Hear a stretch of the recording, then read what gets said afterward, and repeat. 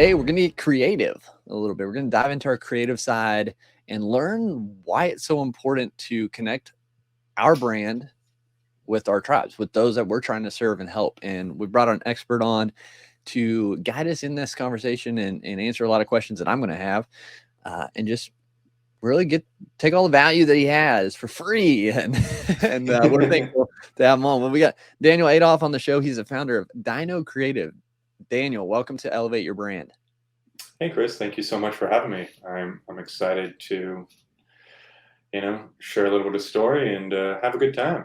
For sure. Yeah, I'm excited. We were doing a lot of talking in the green room before this, and Daniel's doing a lot of cool things, giving back to community through, being a professor, teaching kids, all about creative outlets and things of that nature. And then his business, Dino Creative. And so just a lot of neat things going on with Daniel. And so we're excited to have you on here and dive into your story a little bit. Have you always been creative? I'm going to dive right into it. Like, were you always a creative kid? I mean, I think everybody has the nature to be creative and to draw and to do everything. A lot of times people will say, "Oh, I can't draw," and that's just not the case. Everybody can do anything. I'm a big believer in that. It's just how many hours do you want to put into that? Is there people in your community? Is there people in your family that are going to nurture those things? And one of the awesome people that nurtured that myself was James DeRosa, who goes by, I think, James Monsters 8, the letter 8, James, and he makes awesome ceramic monsters. And when I was a kid, he made, he was actually working with my dad in doing t-shirt designs and things like that. And I remember we were making Halloween cards one time, and I was a meticulous kid. I really wanted to be careful. I liked it when I colored. I wanted to make sure I colored in the lines because that's how it looked good. And he was one of the first people to really kind of push me with creativity, in the sense of not being super technical, but being creative. He was saying, we were working on these cards and I had my scissors out and I was cutting the craft paper and having fun. And he goes, "Oh, well, don't use the scissors." And I'm like, "Well, how are you going to get straight lines? How are you going to make it look good?" And he's like, "Well, that's not what it's about. It's about having fun and experimenting and seeing what comes from that. Try tearing the paper. See what happens when you tear the paper. And then you also get to really feel and have the experience of it." And going through that and being a lot more tactile just was one of those first experiences of going, wow, it's important to follow the rules and you need to know the rules, but then understanding how to break them, understanding how to expand and really play in your sandbox. That I think is a huge portion of being creative. Yeah. And I think far too often we push ourselves to just be so technical and do this right thing and not connect with what we care about. Right. Yeah. I think it's, you see little kids all the time and their imagination's just all over the place. And they're just creating, really, like they're just exploring and creating. And I think they get to a point in life and, people might now as adults say, "I'm not creative. I'm not artistic. I'm not creative. I don't have all that stuff." And I think there's just a point in life where either life beats it out of you that you don't need to be creative or have imagination, or just kind of, just other things where that switch. I'm trying to think of my life. Like, I still think I'm fairly creative and have a good imagination, but where does that switch happen where for the majority of adults that creativity and imagination just kind of gets shut off? And I don't know. And I think maybe it's just the circles that I run in with myself, but everybody I engage with is creative in some way. I mean, one of my friends is well, one of my friends was in mergers and acquisitions, and he was one of the most creative people I knew, and Yeah. wonderful creative problem solving. Another person also dealing in finance and dealing with Mhm. spreadsheets and things like that. But the way that they focused their creativity was problem solving in different ways. Maybe they didn't feel that they were creative, quote unquote hands, uh, Mhm. because they weren't doing a painting or they weren't doing this, that, or the other thing. But oftentimes I find those same people that aren't necessarily creative in that realm are Mhm. finding another avenue to focus their creativity, maybe in being creative in sports, being creative in, crafting, woodworking, Yep. making of things, playing music, and having some sort of avenue to an outlet for that creativity. Yeah. So I guess my thought would be if if you don't think you're creative, try to be. Yeah. Try to find an outlet for that creativity, and don't worry Mhm. that you have to make money or that it needs to be good. Yeah. Don't worry if it needs to be good. Make bad work. Yeah, and that's a great point. I think a lot of times, as we get adulthood and, we could have the debate or the conversation or depending who's listening or whatever that like sometimes the school system kind of ends that for a lot of people because they're just, it's and that's a whole nother topic. But I think just the world, we'll just say the world, we'll be more general, kind of puts people in boxes or they make them choose a box to be in. But I really, yeah, and I kind of to that point, I think there are a lot of creative people out there, thinking of my circle as well. But like, I think a lot of people are more creative than they even think Yeah.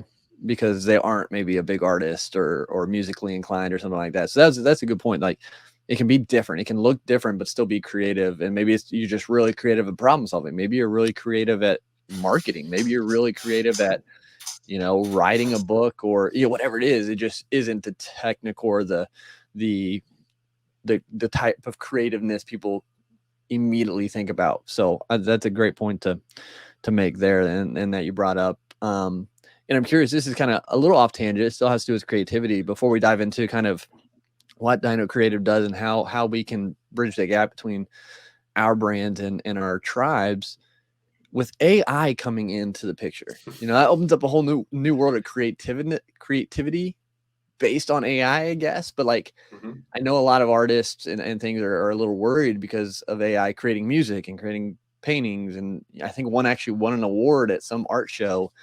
Um, what are your thoughts on AI and creativity? Like, is it going to destroy creativity in the fact that it can do art better than us? Or is AI going to be such a help for people? And I guess these are both my thoughts. AI is going to be such a help for people not have to do such mundane tasks that frees their time up to be more creative in different ways. Do you fall on either side of that debate with AI at all, or? Well, so I have so many thoughts. We Yeah. literally could spend the rest of the day on all of that. And there's actually some great other discussions about it, and Mhm. and there's a lot of talks about it right now. Yeah. My my first kind of stance on it is that um, the the way that it's gone about, especially with generating the AI artwork or Mhm. really AI collage, Yeah. uh, is troublesome because it was brought under it was the tools which were made for that were brought about using nonprofit and research based like structure. Mhm.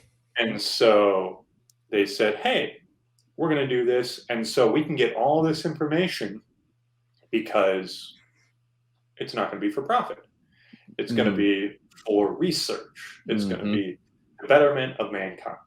Yeah. But that had a parent company which then was able to get that information and Mm. then turn it for profit. Now, the actual Hmm. company that was doing it was a nonprofit. It's a huge legal gray area. Yeah. And so a lot of the information has been gained in very,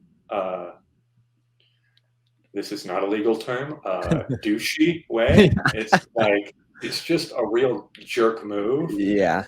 of how it was done. Now the concepts and all the things that are dealing with it are awesome and fantastic. And this Hmm. idea that you can create at the speed of thought Yeah. is just amazing. Yeah. Like I can just generate all these different ideas and it can help you get over that idea of the blank page. Hmm. Rather than being at the blank page and be like, I don't know, I have the ideas. Let me Yep. start this. Okay, I've got some references. I have some ideas I can start with. And you can do that with writing and all these different things. But it's also been interesting because started to, the same company started to do with music and they said, Hmm. oh, this is generating music which is too close to actual copyrighted music, and we're going Uh-huh. to get. They didn't say it this way, but they said we're going to get in trouble, Yeah. and Yeah. they stopped it. Okay. So it's interesting to see who has lawyers and who doesn't, and Hmm. who and what's happening with it. Yeah. So it's a little frustrating in that respect of the way it's being going about. Yeah. I love the idea. I love the nature of it. Same thing, kind of going the other direction. Same thing with NFTs. I Right. think the idea of being able to have um, artwork that is collectible, because Magic the Gathering, Hmm. baseball cards, all that. Uh-huh. I was a huge fan of it, and I love the idea that you could now create value for this digital artwork because digital artwork has value to it. Yeah.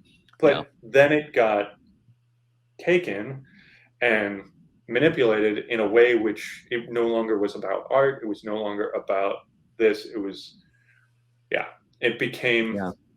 not not how I, again, who cares what I like, but not what I would have liked with Right. it. Yeah. Um, so that's the challenge I find, and I don't have an answer in the Right. slightest. I I think it's an ongoing discovery and discussion because it's going to be interesting what the next few years even open up with AI and that. So I was just curious on that with especially with the creative side of things and how it's kind of evolving in that area as well. So I appreciate you sharing your take and And your perspective on it. you Um, you you can't put the cat back in the box now. no, yeah, So we've it's opened some definitely, sort of box for sure, and I don't know if it's good or bad yet. We'll see. well, and so my note to creatives out there is uh, same type of thing. Yeah, okay, maybe you're scared or you're afraid or you're worried that it's going to take your job. Don't be, Hmm. but be aware. Be aware of these things that are out there, and um, you can choose to use these tools. You can choose to not use these tools. Um, but what I would say is make sure that you continue to hone your craft and show the reason why you are creating value. Yeah, Because if they're trying to solve a problem and they feel that they can solve it with a tool rather than you, great. yep, Um, but you need to show why you're more valuable than whatever this thing is. for sure. Um, That's a so great point with it. Yeah, and it kind of segues really nice into what we want to talk about for this kind of second half of the episode is how do we connect? How do we bridge that gap? How do we show our value with what we have to our audience, to our tribe, to those we're trying to serve? So that's kind of what Dino Creative does. So okay. how are you guys going about doing that? I know we have a graphic for those watching the video, and we'll try to explain in more detail for those listening. So yeah, let's kind of dive into a high level. I mean, it's an in-depth diagram, but like, yeah, how do we bridge that gap between our brands and our audiences? Yeah, well, the nice thing is it's just how we think as people, and Hmm. that's what it really comes down to. Far too often, you'll encounter somebody and they will say, "I need a logo," or "I need to improve my SEO," Hmm. or "I need to sell X number more units of something." But they're not talking actually about the real root of of what they're trying to solve. They're Hmm. talking about very surface level. We're right now when we're talking at the beginning of the year, um, and probably some people have set New Year's resolutions. I'm Right. going to make a harsh and quick judgment here. I hate New Year's resolutions. I think that people, well, I think it's proven that people struggle to actually hold something for that long. Yep. And but I think goals and improving your identity and having ways to accomplish those things are very important. Yeah. And so, based off of a bunch of different books and things like that that I've read, uh, like Simon Sinek's Start with Why, Hmm. Atomic Habits, E Myth Yep. Revisited. If any listeners, if you haven't read those three books, go read them now. Yeah. Um, and so the challenge is far too often people start on the outside. They start on this very Mhm. surface level of SEO. Yeah. You know, I need to get more clicks on my social. I need to get more likes. Right. Okay, what are likes going to do on your billboard of social media? Yeah. Just gonna make you feel good. Um, or maybe they even say, "I need a new logo." What are they really saying? Hmm. And so, you know, I'm brought a little graphic, but the key is to help your clients or even the people that you're talking about to start at the core of it, to Yeah. start at the heart of the concept and not be on the outside, not to say the goal, not to say I'm going to lose 10 pounds. Mm. Because if you say I'm going to lose 10 pounds this year, and then you either give up because it's hard, or you struggle with it, or heck, what if you succeed at that? Even Yeah. great. Hmm. But the problem is if you succeed, what do you do next? If you fail, do you give up and you break down as a Yeah. complete person? Right. And so, in the case of branding and a lot of these things, if the outside, if maybe you don't meet one of your metrics, if you don't meet one of your Mm. goals, if you don't one of these outside things, say we want to get, um, we're talking podcasts, Yeah. we want to get 50 new subscribers each month. Okay, maybe that's a very accomplishable goal, but what if you don't do it? Yeah. Well, you have, do you know where to pivot to? Do you know where to change Mm. to? Hmm. And let me ask you, Chris, Yeah. why do you do this? Yeah, I do this because I want to hopefully have one person listen to an episode and take something away that's going to change their life or their business and send them in the right direction. Just at least one person listening in who we can help elevate them in what they're doing in life. And for myself, for Dano Creative, the reason why I do what I do is I hope to take, either a brand or um, a product or something like that, and that same type of thing, bridge that connection and get somebody else so they feel like that speaks to them. Like Hmm. there's that connection in between those things. Yep. And I've heard some wonderful comedians be like, just one guy. I just need to entertain one guy. And that's what we're talking about. You know, cool. We live in a capitalist society. We need money to Right. survive. but that's just a byproduct of it. I'm I don't if I had if I could do anything and I had all my bills taken care of, I'd still be doing the things I'm doing.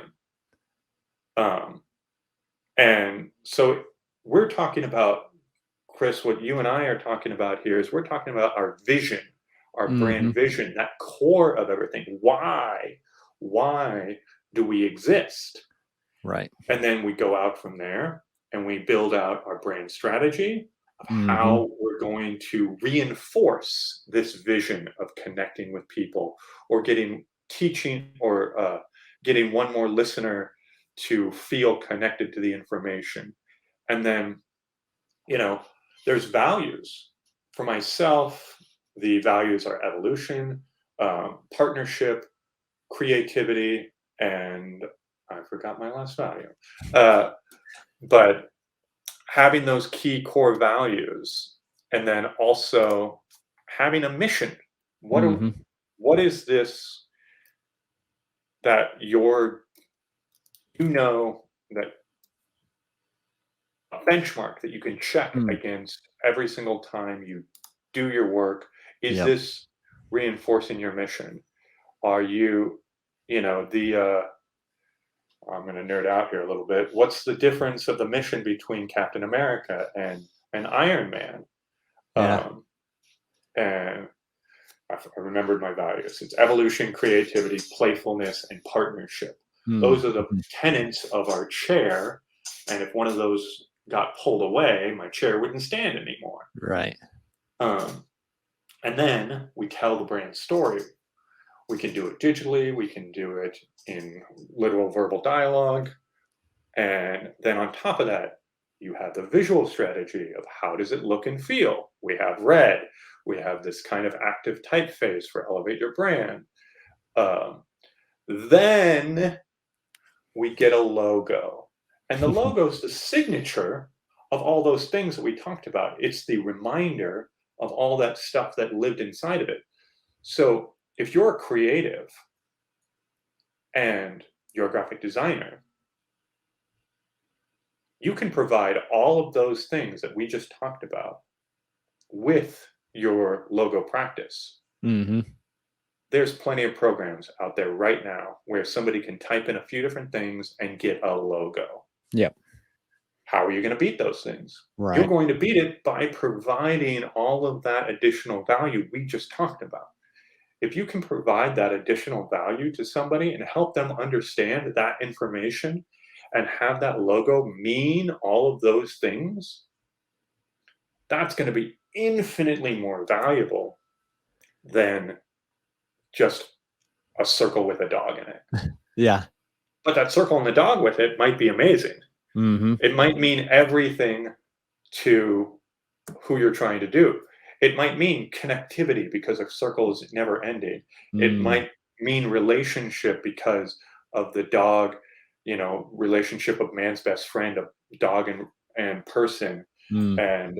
and always being waiting for you. That's We're imagining an imaginary Yeah, brand, but yeah. That's um, awesome. But I think that's a really good point. Like having that brand vision, like at the very center, like, and when I think brand vision, and correct me if I'm wrong on this, is like the audience we're trying to help and how we're doing it, like, and why we're doing it. Like that it's is my mind of a brand vision. that's the most important thing. The why. Yeah. It doesn't need to be something, in my mind, it doesn't need to be something that's as concrete as how we are doing Mm. it, Hmm. as Simon Sinek talked about. It's Yeah. why, how, Why? what, Yep. and it's that heart. Yep. It's when you talk about your brand vision, oftentimes it's really hard to talk about it because it doesn't come from your head, it comes from your Mm. feeling. And so when you are helping a brand come up with a brand vision, you should be using words that talk about feelings, not about thought. Mm. Okay. Yeah. That makes sense.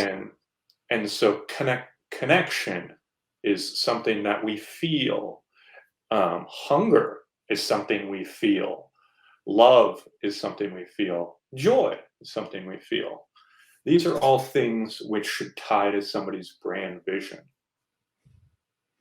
Yeah, I think that's another great point. Again, if you haven't read Start With Why, it's a good one by Simon Sinek. But yeah, I think, and again, yeah, I think people buy whatever usually or get connected based on emotion. Like there's a reason that like I look at like some of the social media profiles I follow and actually like enjoy seeing their stuff. It's because when I watch their videos, it makes me feel, happy or makes me laugh. And so like that's the ultimate thing. Like so those profiles are like that's part of their vision, I would assume, because that's what they're doing.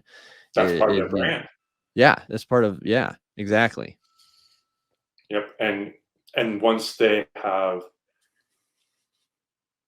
built that in Mhm. you, that expectation, that feeling, now you're going to want that or you're going to crave that interaction and you're going to always come back for it. And Yeah. now when you see the Starbucks logo, if you're a Starbucks fan and it's around October, you're like, give me some of that, pumpkin spice latte. I'm ready for it. Right. Um, Yeah, so how do brands go about evoking that certain emotion? Like, okay, they figured out like our brand vision is to help people feel confidence in them. So we'll just say elevate. We want to help people feel confident on camera, um, to share, and this is where it gets fuzzy. So we want to help people feel confident on camera so they can bring joy to the world or something like that. Like that's like the emotion. Like we want them to be able to step in front of the camera, put their story out there, put their information, and make a difference in the world. So like is there a good way to bridge that gap of like sharing that or having people feel that emotion? I mean, because you think happy and joyful, like just share happy and joyful things, but like how do you are you got any tips on how to build that connection to the emotions? I see. So I'm gonna do your job for you. It's all right. No, no, it's the the biggest thing when we think about a lot of these things Mhm. is, I'm sorry, I'm gonna continue to sound like a 2-year-old, but No, why? you're good. Right. Why do you want to be on camera? Yeah. And why do you want to spread this joy or why do you want to spread this information? Maybe you don't want to be on camera, but you desperately want to share this information. You know Mhm. you have a story to tell. You know you have a vision to tell. And you're going to go on camera because you know that's going to be the best way. This is going to be the best way to reach people. And you know that human connection is highly important. Yeah. So you're going to take these extra steps. You're going to learn these things. Uh, Chris, would you say you're an introvert or an extrovert? Extrovert, yeah, for sure. Okay, well, we're both terrible. We're both two extroverts talking to each other on Yeah. camera, literally doing the easiest thing Yeah. possible for ourselves. Yep. Now, do you ever have to take time by yourself? Oh, yeah. Mhm. For And sure. what do you do after you do that? After I take time for myself? Yeah, to after you've either prepared for an interview Mm, or you know taking that time, that introvert time, that mm, solitary time, how do you recharge? Because that's probably, for me, it's draining. It's yeah. draining to sit down and focus and have that not interaction in some way. Yeah. How do you Yeah. how do you do that? A lot of times really, because I either work in the office or at home. So 2 things that to recharge is I'll just kinda go walk outside, and I guess my interaction would be with our chickens and our animals. Like, so, like, I'm just, I guess, removing myself from the normal or from the consistent day-to-day stuff to recharge that way.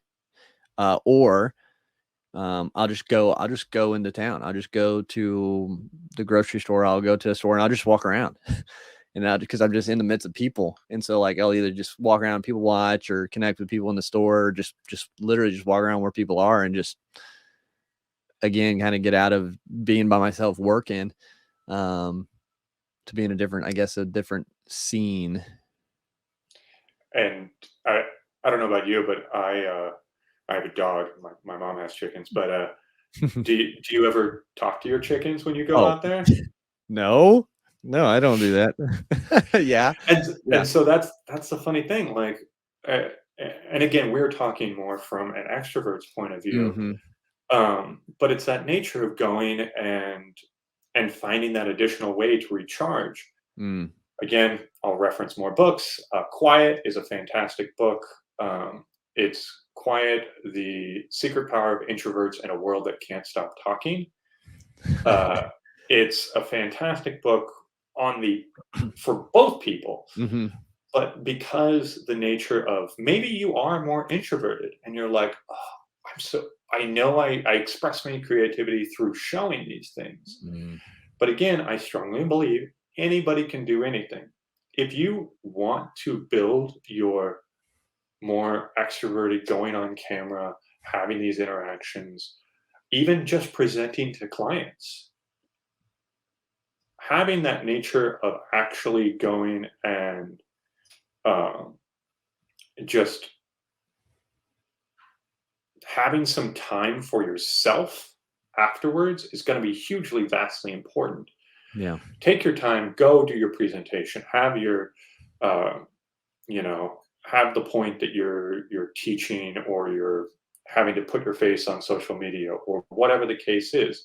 Great, do that. Put on that performance and then go and don't talk to anyone and go be in your cave. Go recharge. Go find the thing that's going to bring you that new center to yourself.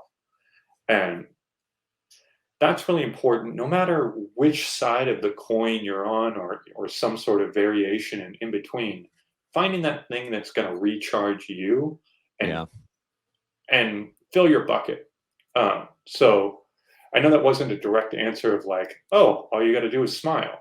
Right. Easy tips with those things. Actually, you can trick your dumb, your brain is real dumb, and you can trick your brain into doing things. You can if you want to appear happy, Mm. literally smile. Yep. And if you smile, you will sound happier. Yep.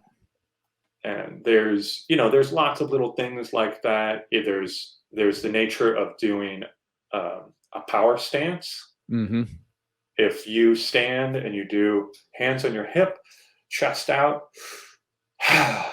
good deep breaths. Yeah. And if you literally stand up and do that before an interview or some sort of interaction, you actually physically, it's been proven that you will perform better in those type of scenarios if you give Mhm. yourself that moment of centering and that moment of to be the person that you want to be.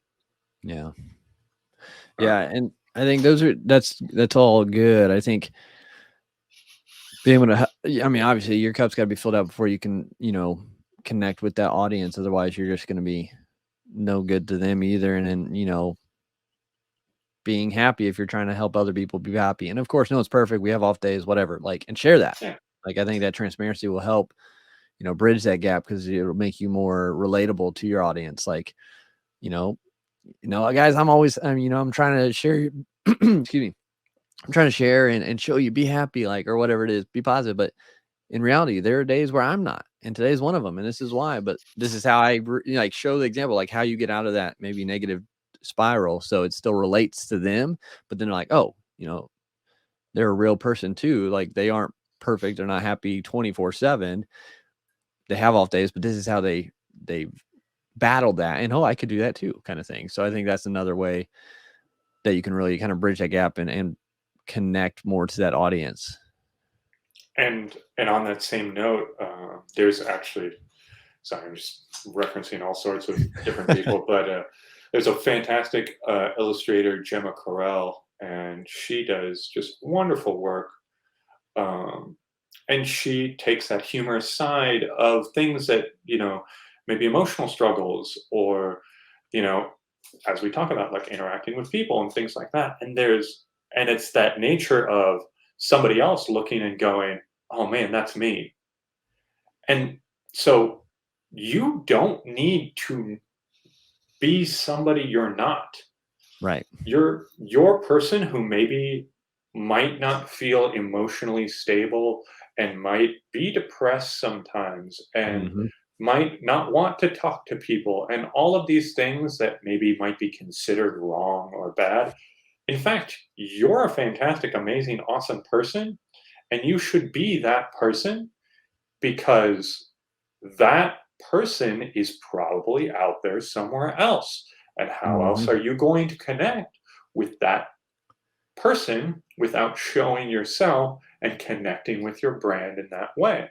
Right. They're going to see that your brand has that. I mean, how many times have we laughed at comedians where it's like, oh my gosh, that's me, or that's Yeah. that person I know?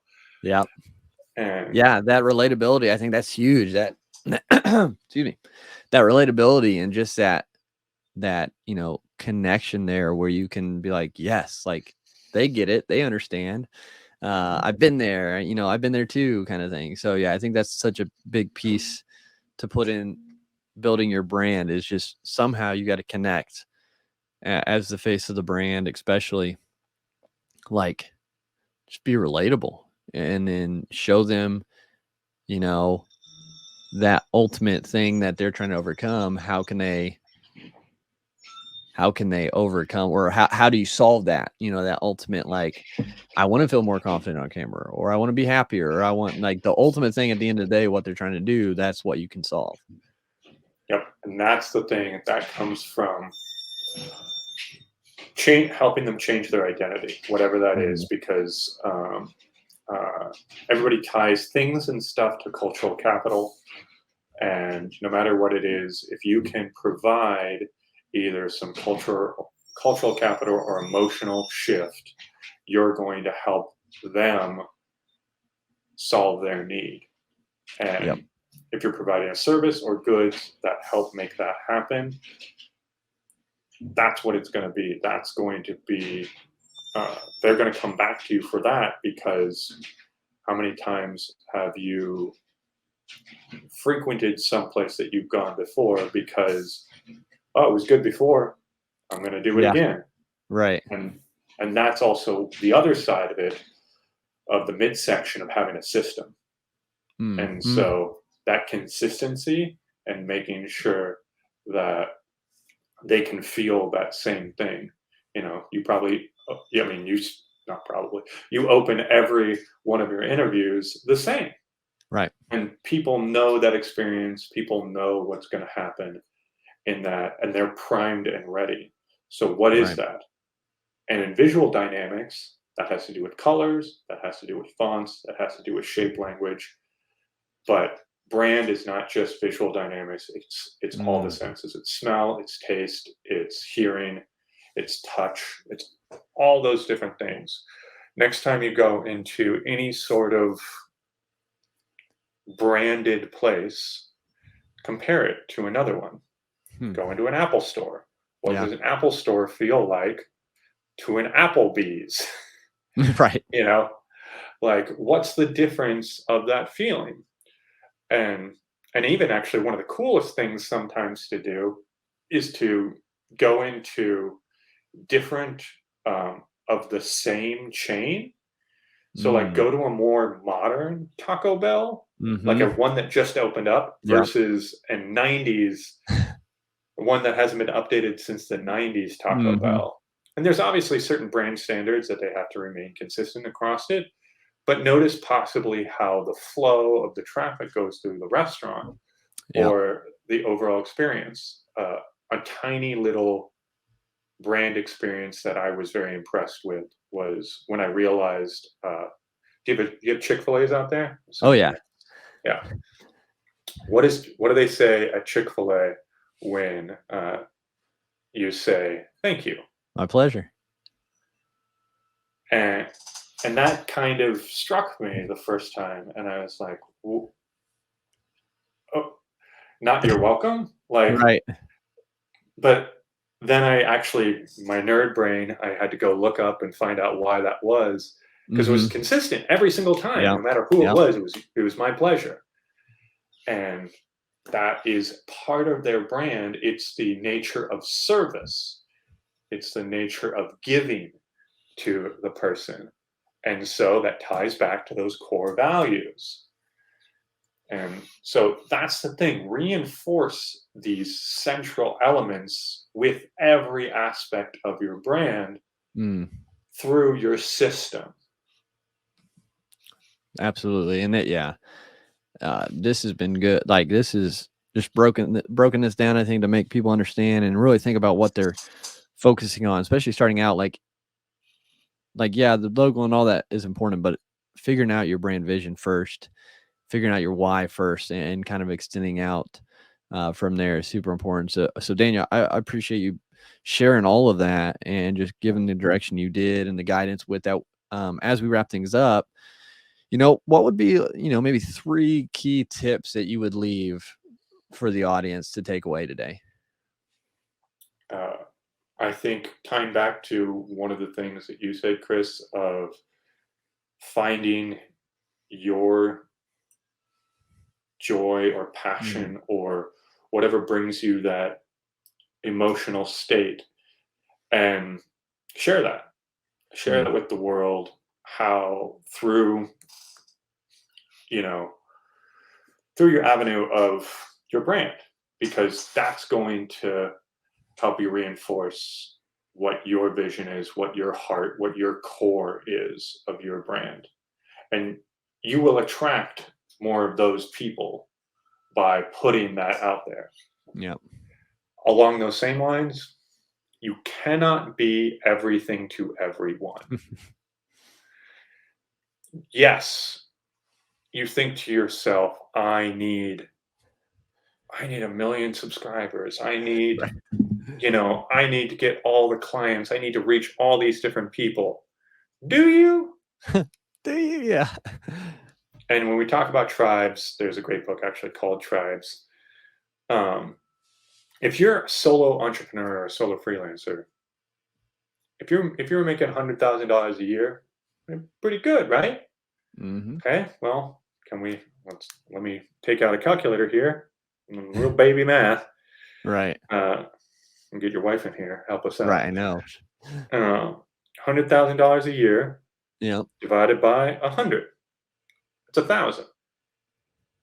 So if you got 1,000 people paying you $100, you make $100,000 a year. If you had 100 Yep. people paying you $1,000, and you can break that math however you want. You can do $5,000, whatever, however you want to do it. Right.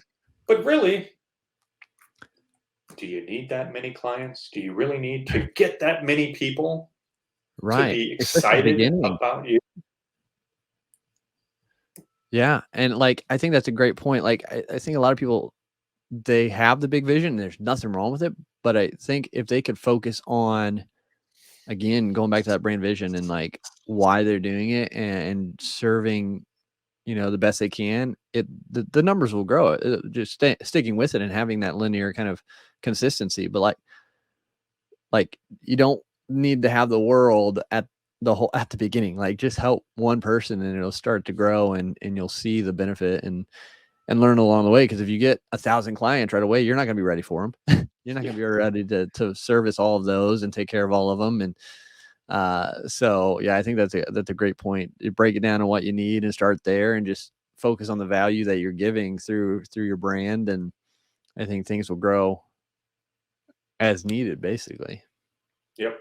And then last thing I would say is kind of along these same lines of uh, find an industry or a Mm, thing that you're passionate about, and make sure that there's room for you. You know, you don't want to be another craft beer designer in the myriad of infinite number of craft beer designers, and there's no room for you to grow.